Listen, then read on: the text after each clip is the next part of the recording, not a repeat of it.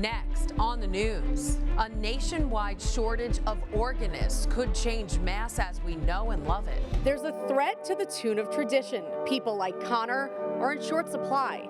I'm Jessica Easthope. That story is coming up. Pope Francis arrives in Bahrain on a historic trip to expand interreligious dialogue. Also, why it may be cheaper to dine out with your family on Thanksgiving Day rather than cooking the whole meal at home. Plus, New York Archbishop Cardinal Dolan already getting ready for Christmas with a special blessing at Radio City Music Hall. I'm Christine Persichetti. Currents News starts right now.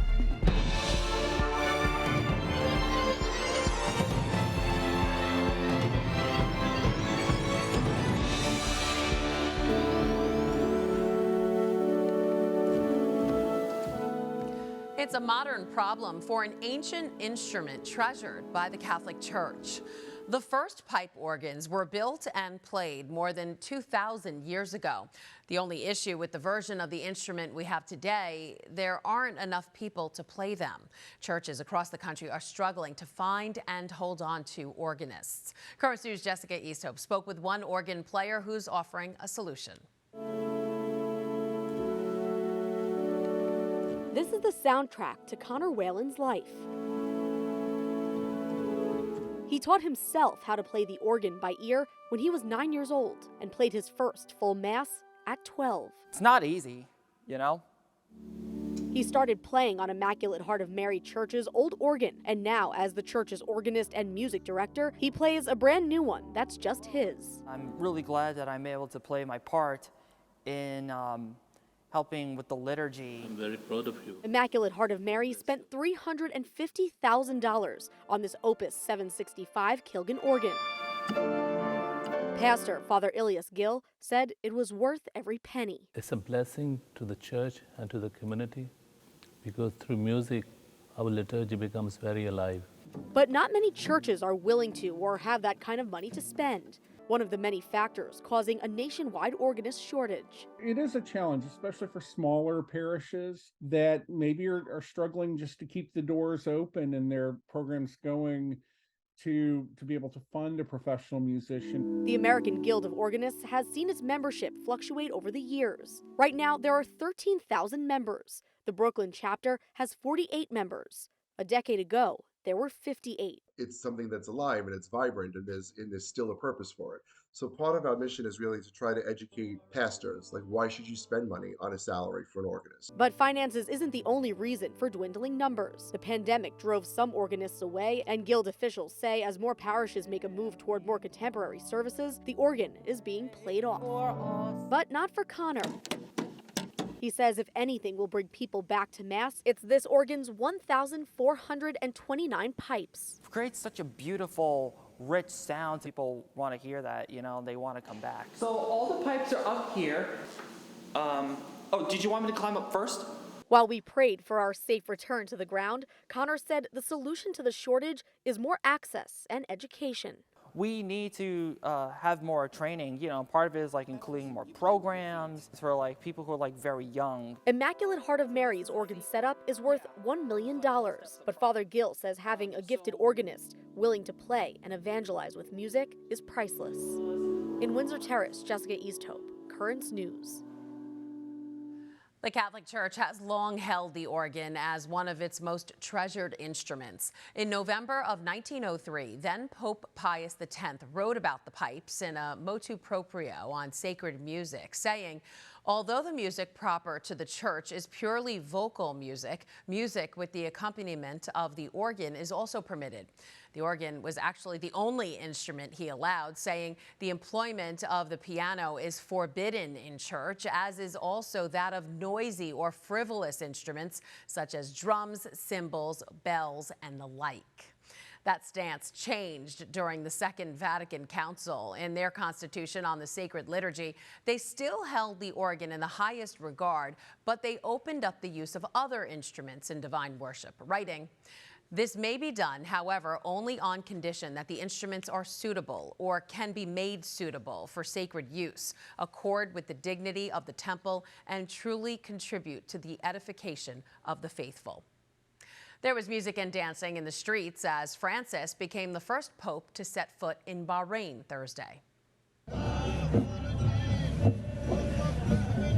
The Holy Father embarking on a mission of peace and interreligious dialogue as his 39th international trip in his almost 10-year papacy kicks off. And on the first day of Pope Francis's 4-day trip to the Arab Gulf nation, he did not shy away from some of the contentious social issues in Bahrain, delivering his first address to members of the government and civil society sitting alongside Bahrain's king. Amid chants from the military and an escort by soldiers on horseback, Pope Francis arrives at the royal palace in Bahrain on Thursday.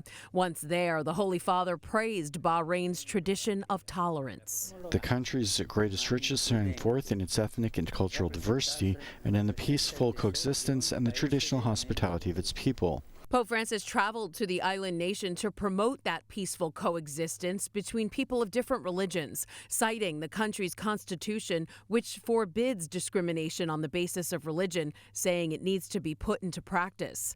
Then Francis spoke out against what he called the monstrous and senseless reality of war.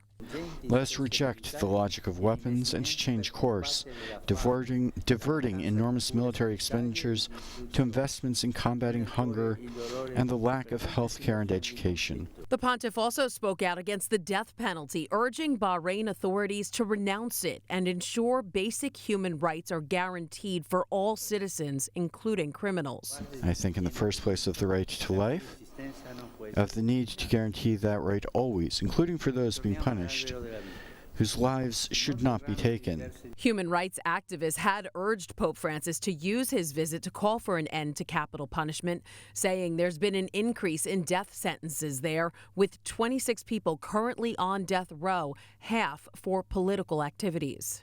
I am here today as a believer, as a Christian, as a man, and as a pilgrim of peace.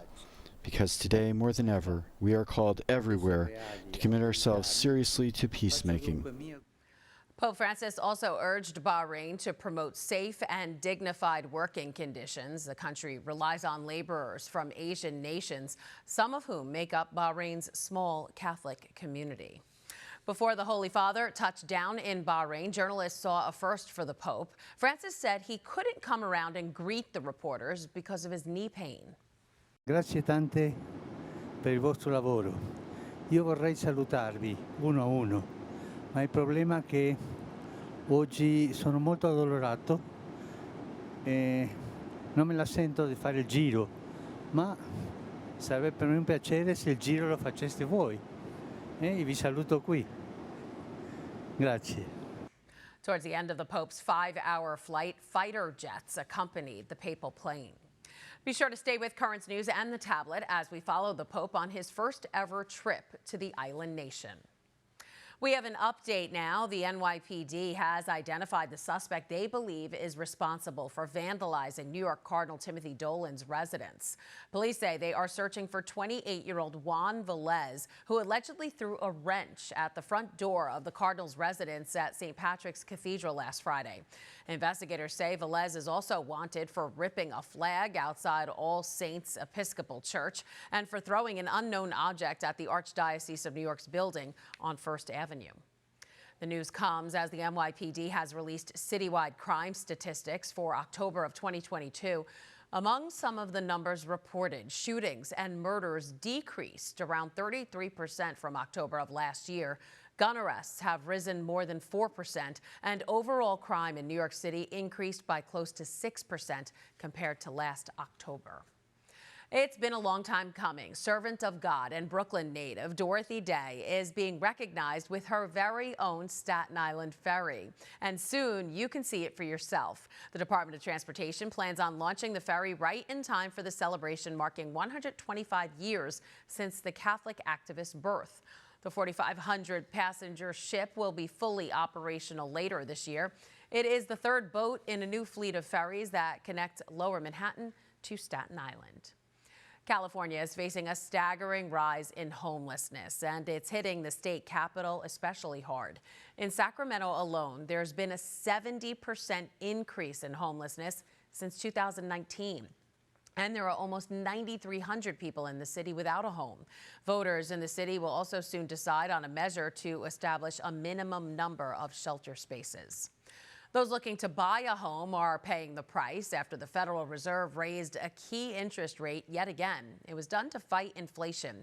But as mortgage rates soar, it's starting to lessen the demand in the housing market.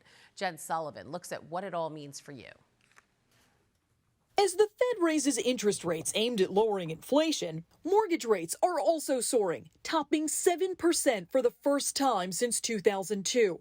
According to lending giant Freddie Mac, the 30-year fixed-rate mortgage averaged 7.08% in the week ending October 27.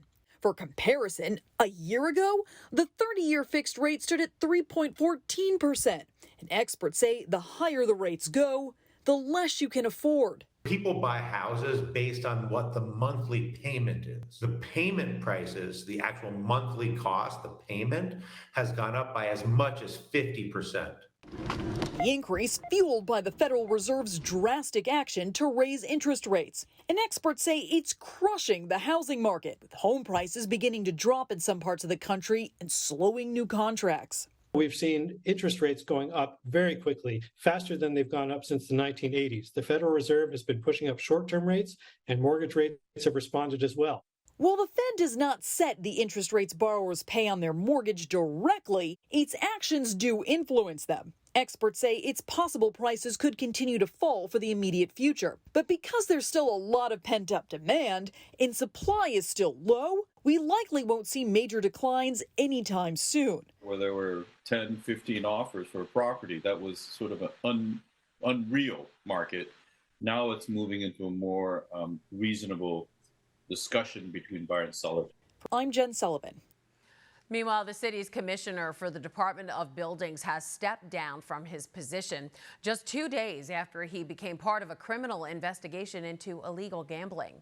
Eric Ulrich, a former member of the city council, submitted his resignation early Thursday morning, saying he doesn't wish to be a distraction to the administration. He turned over his cell phone as part of the probe. Ulrich has not been accused of any wrongdoing. However, the New York Times reported on Tuesday that he was under investigation by the Manhattan District Attorney's Office. There's a lot more news headed your way. There's only a few days left, and the big names are coming out for both parties ahead of the midterm elections. And young students in the Diocese of Brooklyn paying tribute to our nation's veterans. Plus, thinking about dining out for Thanksgiving, new proof it may actually be cheaper than cooking the feast at home.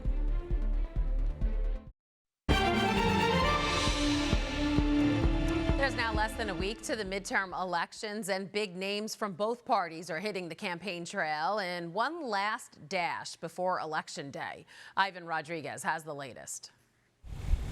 Days away from the midterm elections, voters across the country are hearing final pitches from big-name politicians. If you've got election deniers serving as your governor, as your senator, as your secretary of state, as your attorney general, then democracy as we know it may not survive. I'm here because Stacey Abrams can never be governor of the great state of Georgia. We've got to re-elect Brian Kemp. Latest polling of likely voters shows the #1 issue for Republicans is the economy. For Democrats, the economy and abortion. Former Secretary of State Hillary Clinton, who will be campaigning in New York alongside Governor Kathy Hochul, says a midterm election is always an uphill battle for any party in power. People are worried about the cost of living. They're worried about the economy, although the Republicans have absolutely no plan to do anything about that. While in Pennsylvania, campaigning for Mehmet Oz, former U.S. Ambassador to the UN, Nikki Haley, saying Democrats haven't been tough enough on crime and change is needed. You shouldn't have to worry if you're going to get carjacked going to a restaurant. But that's what's happening in Pennsylvania. And you have a chance to make this better. Haley was in Iowa this month, along with other potential GOP presidential contenders, including former President Donald Trump, who will kick off his stumping blitz of 4 rallies in 5 days. Ivan Rodriguez, Currents News. President Joe Biden is also making his way through the campaign trail ahead of the midterms. On Wednesday, he delivered a stark warning to Americans. While addressing the Democratic National Committee in D.C., the president called on Americans to stand up to voter intimidation and political violence. He also called election deniers an existential threat to democracy, tying the January 6th insurrection to last week's attack on Paul Pelosi. Female voters were critical in congressional races in the 2018 midterms and the 2020 presidential race. This cycle, they have a new range of issues on their minds. Currents News' Andy Madison looks at the mom's influence in 2 swing states. Beth Atkins is a mom of 2 teenage girls, a medical professional, and a voter in a hot political battleground. I do have to take a moment every now and again to tune out for a couple days. I'm always going to tune back in because that is my duty as an American and as a mom. Georgia's seen a stepped-up role in American politics, a presidential swing state and pivotal Senate races in 2020. Now in 2022, another pivotal Senate race and a closely watched contest for governor. That means Atkins takes her vote very seriously. She says health care and choices about that care are her top priority. I want all patients to have their access to what they need and what they want. Patients deserve knowing what their options are. Women have voted at higher rates than men in every presidential and midterm election since 1984, based on a tally by the Center for American Women and Politics. In the 2018 midterm elections, the first of Donald Trump's presidency, and as the Me Too movement gained steam, women voters boosted Democrats. But recent polls cite the economy and inflation as the top issue for voters overall this cycle, which could help Republicans. For Leslie Valentine, who voted early in Georgia's election, women's rights were top of mind. I needed to make sure that my rights as a woman, as an African American woman, were going to be protected. A mom and a military veteran, she also runs a foundation to help those struggling with their mental health. Another important issue for her.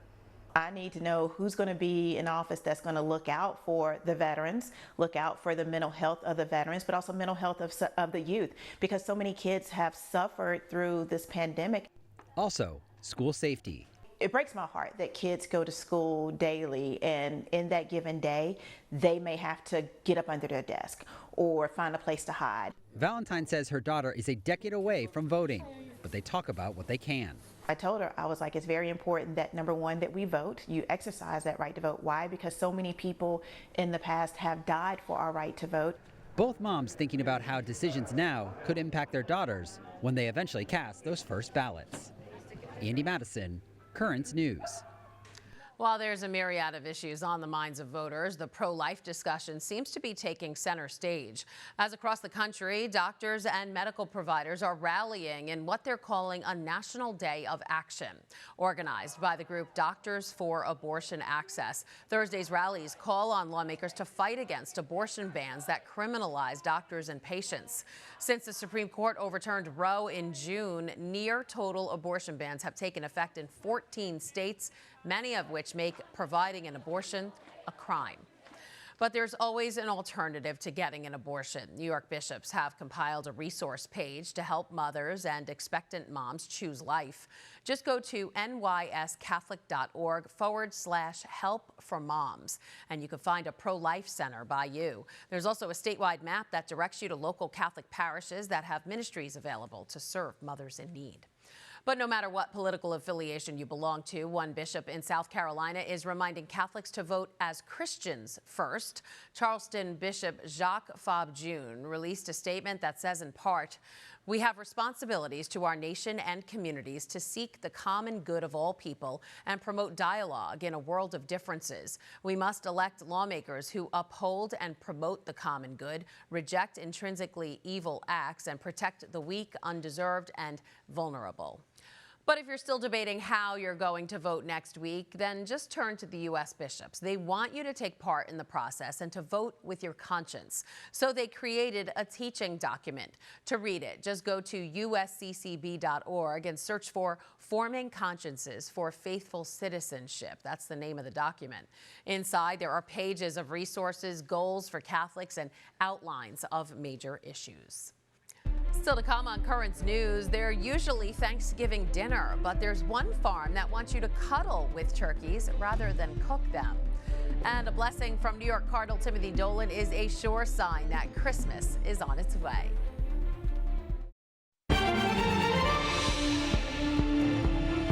A touching tribute now dons the halls of Our Lady of Grace Catholic Academy in Gravesend. The first graders there spent All Souls Day putting up names, pictures, and prayers along their walls in remembrance of their deceased loved ones.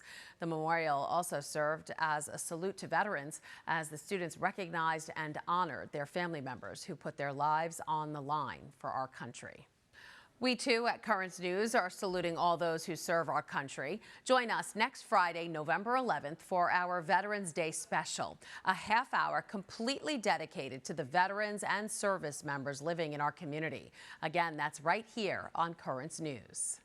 After Veterans Day, it's almost turkey time, but this year you might want to save yourself the trouble of cooking that Thanksgiving dinner. A new study suggests it could be cheaper to eat out for the holiday. Wells Fargo released an analysis of the costs of dining out versus cooking at home. They found while inflation has had a big impact on both, it's impacted grocery stores more. Buying turkey and all the trimmings at the store could cost you nearly 10% more this year compared to last year, while dining out will only cost you around 6% more.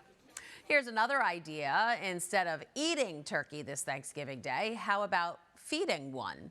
A Missouri farm is flipping the script for turkeys this year. Rather than offering them for dinner, they're available for cuddles. Steve Harris has the story. November means it's time to talk turkey. So I took a drive to Dittmer, Missouri to a place called the Gentle Barn. The Gentle Barn is a national nonprofit organization that rescues severely abused, neglected, and unwanted farmed animals. We provide them with sanctuary for the rest of their lives, and then we work with them to bring comfort and healing to people. Here you'll find pigs, donkeys, ducks, and cows. Sorry, but the star of this month's show, the turkeys, Neptune and Smudge. Hey, Smudge. Christine is like the turkey whisperer, if you will. Hi. Hi. Having a good day? Yeah. You talking? And on Thanksgiving Day, she's inviting the public to come by for a cuddle. The female turkeys love to cuddle and form close relationships. Our turkey specifically, we have a turkey that loves to be held and sit in your lap. So they really enjoy all of the attention. For a donation to help the barn's rescue efforts, visitors can book a time to hug, hold, pamper, and pet a turkey. You can even feed them, which for the turkey is a welcome change.